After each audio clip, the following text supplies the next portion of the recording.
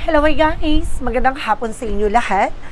This is your Rigas Mamaskiri channel, a faith healer o sa matarders. So ngayong hapon na to, tignan natin sabihin sa iyo ng ating mga gabay. So this is a special gabay for the month of May 3 hanggang May 9 for the sign of Virgo. So Virgo, welcome to my channel. Ano kayong messages, advices, and spirit guides ang ating masasaga for today's video? Kaya na kayang energy ay kaganapan sa buhay ng mga Virgo signs ang ating mga ginap. So guys, this reading is a general reading namang hindi lahat makaka-resonate. Kunin lamang po ang makaka-relate sa inyo. Comment down below kung kaninong energy ang ating nasaga. And of course, don't forget to like and subscribe my channel and hit the notification bell for more videos update. Because maraming salamat po sa mga walang sawang pagsuporta sa aking channel. Lalo-lalo na ang hindi nag-skip ng ads away pagpalain kayo ng Diyos at may kapal-siksik liglig nag-uumapaw na biyayang manumbalik sa inyo. So let's see guys, what is the messages? Advice sa iyo ng ating angel spirit for the sign of Virgo. So let's see and watch this. Angel spirit, God please give information para kayo sabihin sa iyo ng ating mga baraha. Tuklasin at bubulabugin natin Angel Spirit, please give information. So there's a devil card. Oh my God. No, there's just something at toxic or a black magic involved. No, there's a page of cups. Not maraming tumatakbo sa isipan mo. Maraming tumatakbo sa utak mo. No? And there's something an inner voice. No, gabay na tumutulong sa'yo. Mag-iingat ka with the sneakiness. There is a cheating lying on you. Mag-iingat ka po sa mga taong nasa paligid mo. Tama ka ng hinala na kung sino itong gumagawa ng hindi maganda. There's a magician. Now, there's a power of God na binibigyan ka ng something kakayanan na malaman mo kung sino itong tao na gumagawa ng hindi maganda sa'yo. And of course, there is a one, something creative expression. Nagkakaroon ka ng ideas. No? And of course, magkakaroon ka din ng mga bagong plano dito. Let's see what is additional messages. Represent guys with a Knight of Wands. So there's something slowly but surely. No, ibig sabihin dito maging mahinahon ka, no? Sa pagdidesisyon or sa paggagawa ng actions, no? What is additional messages with the Devil card? There's a Seven of Wands that you are being protected. Protektado ka dito guys, no? Maaaring may gumagawa talaga ng hindi maganda sa'yo pero protektado ka or kailangang protection ng sarili mo. What is the Page of Cups? Represent what? Represent guys with a Page of Sword, being curiosity. No, tuklasin mo, alamin mo yung mga bagay na makakatulong sa'yo. Ibig sabihin dito guys, na lakas ang mga pakiramdam mo. May kumukuha ng impormasyon sa'yo. No? May mga taong nakasubaybay sa'yo. Marami nakatingin. Tama ka ng hinala. There's the Seven of Swords. Represent with the Five of Wands. So, may nagbibigay komplikasyon talaga sa'yo. No, may kakompetensya or maaaring may gumagawa ng hindi magandang eksena sa'yo para magka-leche-leche eksena mo dito. No, mag-ingat ka, mayroon sinungaling manluloko. What is the Magician? Represent what? Represent with the Temperance, with a perfect timing. So, maaaring may mga bagay dito na maaaring ipagkakaloob sa'yo ayon sa kalooban ng Diyos kung talagang itong bagay na ito ay para sa'yo talaga. So, let's see what is the Ace of Wands. The Ace of Wands are represented with a word card. Some of you makakapag-travel ka talaga at there's something success coming in at maaaring magiging matagumpay ka. What is the Knight of Wands? Represent guys what? The Nine of Pentacles. There's a blossoming. Na unti-unti mo nang magiging masagana pamumuhay mo, magiging maganda ng ang eksena mo, unti-unti ka makakaranas at makakaramdam ng unti-unti kaginawaan. Now, what is the Devil card ko sa Seven of Wands? Ito yung gusto kong malaman. There's a Four of Swords. No? Oh my God! The Four of Swords ko sa Justice card. Ibig sabihin dito guys, no? Binibigyan ka ng inner voice mo, intuitions, and inner guidance mo na may hustisya. Oh my God! Parang this is something, ano to, parang nagiging, ang eksena na special gabay na to ha, parang Extended reading to ng weekly gabay mo. Bongga ha. Hustisya. What is the Page of Cups, the Page of Swords? Reverse with the Six of Cups. No? Maaring related to with your family. No? Related to. No? Maaring yan ex mo to. Or family related. Or friends. Or co-workers.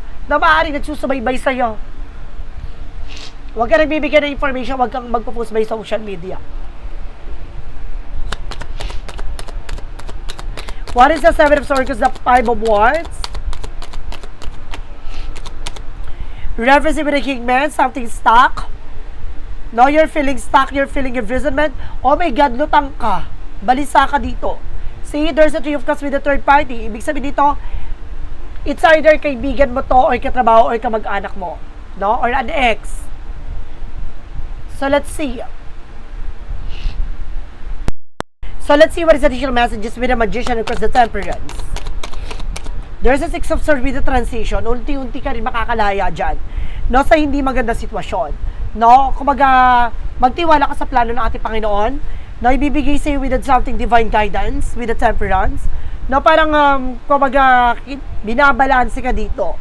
No, kailangan mo maging kalmado, magtiwala sa iyong mga gabay. And there's another with an offer, may proposal dito, romantic proposal. Some of you guys, magkakaroon kayo ng higher level commitment. What is the Knight of Wands? Because that's Knight of Pentacles. So there's something na King of Wands, something ambition. Na unti-unti mo na makikita yung mga posibilidad. Na magiging masagana lang yung sitwasyon. Na kung baga, unti-unti mo na makikita na ang layo-layo na sa dating ikaw. Na ang layo-layo na sa sitwasyon na nakasanayan mo. No? So let's see what is additional messages for the outcome. There's a Seven of Cups. No? Maaring magulo ang utak mo sa ngayon. Pero magtiwala ka. No?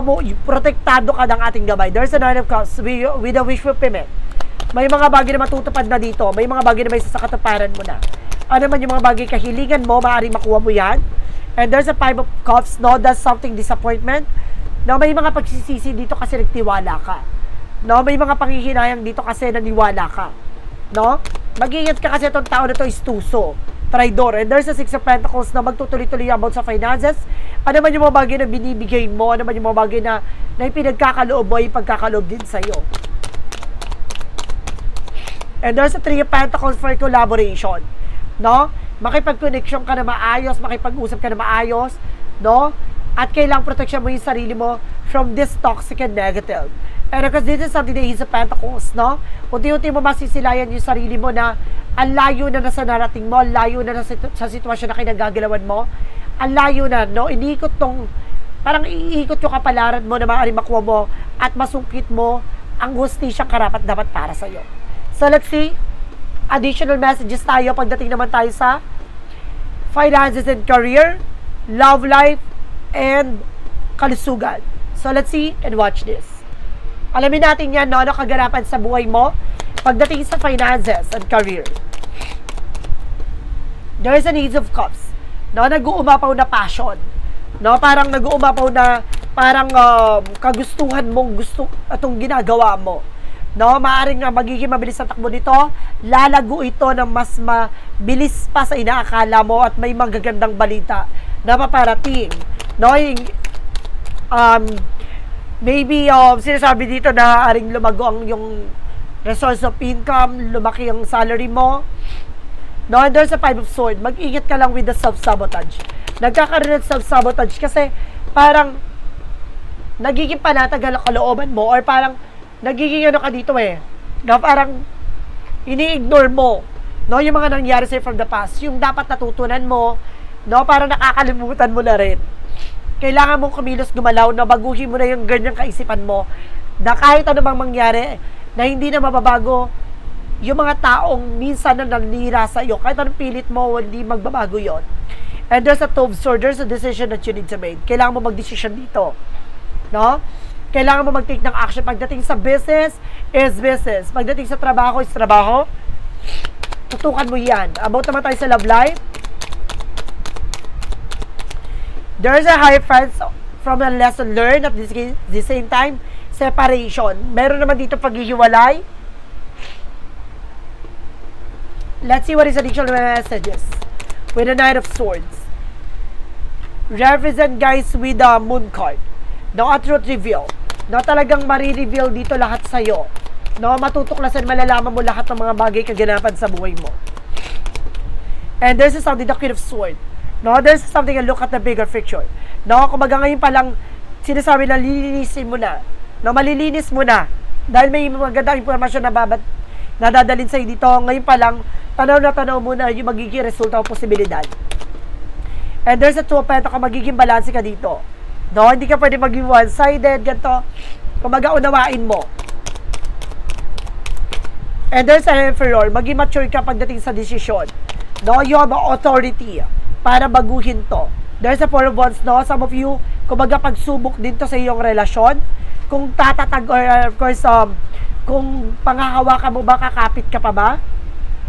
And of course, there's an Ace of Swords, na pagdating sa kalusugan mo, maliliwanagan ka na kung bakit ganyan yung mga nararamdaman mo. No, dahil may mga nararamdaman kang mga sakit-sakit, no, sa likod, sa balakang, sa ulo, sa tagiliran. No, wag ka mag-alala, malalaman mo ang tunay na susi dyan. No, malalaman mo, there's a Lovers. Para sa kind of person mo na ginagawan dito ng gayuma or palipad hangin, no, or sumpa. Additional messages. And there's a Judgment, a wake-up call. No, mag-pay attention ka sa lahat na nangyayari. No, there's a 10 of Wands, sabi ko na nga, mabinigyan ng pasakit, pasanin ng iyong pamumuhay. No, ang iyong buhay. So, let's see guys, no, what is additional messages with the magical fairy messages? And there's a lot of advices. And of course, a yes or no pick a card. Doon natin malalaman na magsisilbing sagot sa mga tanong mo. Okay? Isa lang ang pipiliin mong sagot doon, 1, 2, or 3. Kaya doon ka malalaman guys, kung umabot ka ba hanggang dulo, at kung comment, please comment down below, no, kung anong number ang napili mo. So let's see and watch this. Okay, with the magical fairy messages to represent what?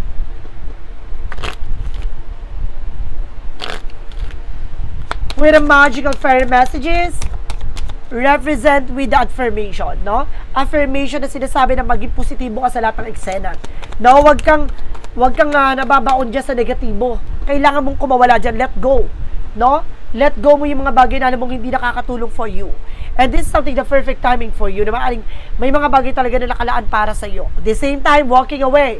So, kailangan mo na tumalikod, kumawala, bitawan at pakawalan. Ano mang ngit-ngit at galit, ano man yung mga bagay na nabibigay pabigat sa pamumuhay mo, pakawalan mo ito. No? So, let's see what is the Yin and Yang Oracle card. And there's a trouble in communication. No, maraming mensahe sa'yo na ihahatid sa'yo ng ating gabay. No, at the same time, there's a limitation and fear. No, kailangan mo labanan ng takot at pangamba mo. Kailangan mo magpatuloy sa ginagawa mo. Hindi ka pwede may pag-alilangan at takot sa nangyayari. And this is something self-love. Kailangan mo mahalin ang sarili mo at tanggapin mo yung mga bagay na kung ano man yung mga bagay na meron ka. Even your flaws. What is the synchronicities represent what? Represent with the world. No, double clarification tayo na mayroon ka talagang travel, international, or maaaring magtatagpo na kayo ng person mo or makikilala mo tong person na to, international. And this is something you rise. No? Ibig sabihin ng rise dito, parang bubuhayin ka ulit mula sa pagkalugmok mo ang muling pagbangon. And this is something guys with a beauty. Gaganda na, aayos na ang sitwasyon mo, hindi lang physical, kundi mental, kundi spiritual. No, and of course, ang iyong situation at estado sa buhay. What is the Romance Angel represent what? With an honesty. No, kailangan mo maging tapat at totoo sa sarili mo. And there's a secret admirer na maaaring mayroong lihim na may gusto sa'yo. Ito yung sinasabi ko in the first place eh. No, yung snake. No? Meron ditong hindi totoo. No? At hindi talaga siya kumaga tapat sa'yo. No? Kaya huwag ka nagtitiwala basta-basta. With a Money Move Oracle deck represent what?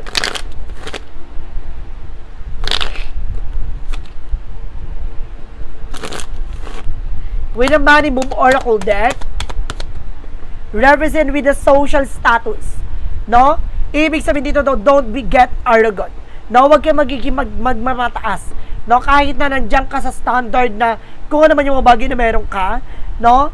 Kumbaga, kahit sikat ka or kilala ka, no, or maaaring tinitingala ka, gamitin mo yung bagay na yan para mas lalo sila magtingalain ka. No? Huwag ka basta sinasabi, limitahan mo yung sarili mo sa pagtitiwala. Diba?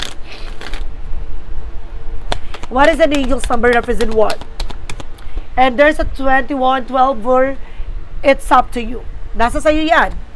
Even if since like you're not making a meaningful progress, things are moving in the right directions. If you see this number, it's a sign that everything will work out in your favor and your dreams will come true soon. No, magtatagumpay ka, maaaring makukuha mo yung mga pangarap mo at papabor din sa sitwasyon. Magtiwala ka sa sarili mo. No? Nasa tamang direksyon ka, wala ka man nakikitang progreso o wala ka man nakikitang pagbabago sa ngayon, huwag ka mag-alala. Parte yan ng kailangan mo pagdaanan. What is the shadow work? Represent what? The shadow work represent what? Unseen pattern. See, nakikita mo yan na hindi mo man nakikita ngayon yung pagbabago. Kailangan mong baguhin kung ano man yung mga bagay na nasa isip mo para kumaga yung situation to be follow na siya. No? Change your thoughts, change your life. Diba? Kung hindi mo babaguhin yung kaisipan mo, perspective mo, pananaw mo, walang mababago sa situation mo. Reprogramming. No? Yung beliefs. And this is something shadow blossom. Resilience and nourishing. Diba? Kung hindi mo mamahalin na sa sarili mo at hindi ka magpapatuloy sa ginagawa mo, walang mangyayari at hindi ka magiging matagumpay. You need both sunlight and darkness to the bloom fully. No, hindi ba pwedeng puro liwanag? 'Di ba? Kailangan balanse. Merong mga bagay na darating sa paglubog ng araw, pero darating yung araw na naliliwanag at muling sisinag ang liwanag. No, ganon. Kumbaga kailangan balanse ka.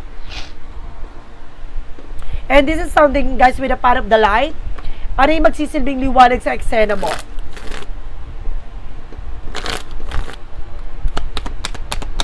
What is the power of the light represent what? Bravery. So, kailangan mo maging palaban, matapang. I am stronger than fear and doubt. I carry the light of courage within me, trusting the guidance, the God guidance. No matter the trials life present, I face them head on, growing and evolving through every challenges. Diba? The more na marami kang pagsubok na pinagdadaanan, the more na pinapatibay ka at pinalalakas ka ng poong may kapal. Diba? Kailangan mo lang magtiwala sa sarili mong mga gawa. Diba? Magtiwala ka sa sarili mo. Kaya sinasabi dito, nasa sayo ang magiging desisyon at nasa sayo kung paano mo babaguhin ang mundong ginagalawan mo. Diba? What lies beneath with the hidden future? Ano yung mga bagay na nakatago sa hinaharap mo? Okay, hinaraw doon. Thank you, Angel Spirit. At sinasabi dito, already know that. Ibig sabihin dito, kumbaga, alam mo na yung buong kwento eh. No? Alam mo na yung buong story, alam mo na yung buong kaganapan. Bakit ka magkukunwari at magtatago-taguan? Diba? And this is something a private relationship. No? Pagdating sa relasyon, kailan mo maging private? Kasi maraming inggitera, maraming mga itsasera, maraming plastikada, maraming taong ihiina sa ipababa. And this is something fulfilling a fantasy. Diba? Ngayon tutuparin mo at gusto mong mangyari yung mga tumatakbo sa isip at pangarap mo. Diba? What is the love? What is the clarifying for love situation?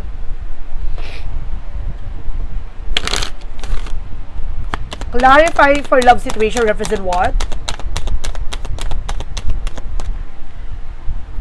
Entangle. No? Establish and communicate your own boundaries. Diba? Kung baga sinasabi sa'yo dito na kailangan patabayin mo, palakasin mo yung sarili mo. No? Basta makipag-communicate ka sa sarili mo na kaya mo pa ba to? Ano ba yung kailangan mo sunod na hakbang? Ano yung kailangan mo pang gawin? Ganun. No? Wala kang iba pakikigito at wala kang pagkakatiwala kundi ang sarili mo. Sa lahat na nangyayari, ha? What is the clarifying for life situation? No, paano ito babaguhin ang mundo mo? At paano nito papakita kung ano ba talaga nasa bahagi ng buhay na tatahakin mo?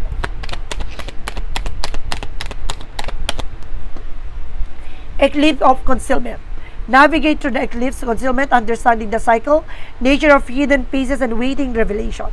No, ibig sabihin dito, guys, no, maraming mga bagay na nakatago, na unti-unti na malalantad, na unti-unti mo na malalaman, hintayin mo yung tamang pagkakataon. No, sila mismo ang maglalantad sa kanilang mga bako, sa kanilang mga sikreto. Ganun yun. So, let's see, guys, no, what is the pick a card, yes or no? Represent what? No, and of course, isang pipiliin mo, guys. No, sa mga magsisilbing kasagutan, 1, 2, or 3. So, let's watch this. Let's see, pick a card, yes or no. Let's start tayo with the number 1. Let's start tayo with the number 1. Ano kayo gusto sabihin sa'yo ng ating mga baraha? Okay, number 1. Number 2. Oh. So, number 3 again. Okay, there's a yes. Ito na, unahin natin basahin number 3. So, sinabi niya, there's a yes, sweet satisfaction and good taste savoring it. No? Ibig sabihin dito na, kumaga, kailangan mong hintayin, no? Ang panahon ng paghubog o panahon ng pagkakataon para makamit mo na yung pag-aanin na to. No? Ibig sabihin dito, ito na yung bunga ng tamis ng paghihirap mo. No? Ito na yun. No? Sinasabi sa'yo dito na malalasap mo ang tunay na sarap, no? Dahil dyan sa sakripisyo at paghihirap. Ganon. No? Ibig sabihin dito, hintayin mo yung tamang pagkakataon. And number 3. No? Let's start with the number 1. No? There's a no. Storm so violent and shelter needed. No? Ibig sabihin dito, guys, no? Masyado ng, kumbaga, sinubok ka ng mga problema at sakuna. No? Marami ka ng mga pinagdaanan. Ngayon, kailangan mong tutukan ang sarili mo. Tutukan mo kung paano ka maliligtas, no, ng mga pangyayari na to. Kung paano mo may isasalba ang sarili mo mula sa pagkalugmok. Number 2, there's a no. Obstacle too large, seek another way. Gumawa ka ng ibang daan. Gumawa ka ng paraan para makalaya at makawala ka dyan. No? Masyado mang malaki ang balakid, pero huwag kang matatakot. No? Isang halimbawa lang niya na huwag mong panghihinaan ng loob. Kailangan mo makalaya at makawala dyan. So guys, this reading is a general reading lamang nila at makaka-resonate. Kunin lamang po ang makaka-relate sa inyo and comment down below kung kaninong energy ang ating nasagap. This is a special gabay for the month of May 3 hanggang May 9 for the sign of Virgo. So Virgo, maraming salamat for this wonderful reading. So thank you guys sa mga walang sawang pag-support sa aking channel, lalo na hindi nag-skip ng ads. Saway pagpalain kayo ng Diyos at may kapalsiksik, rig-rig, nag-uumapaw na biyayang manubalik sa inyo. At maraming salamat po. And see you the next video. Bye-bye and babush!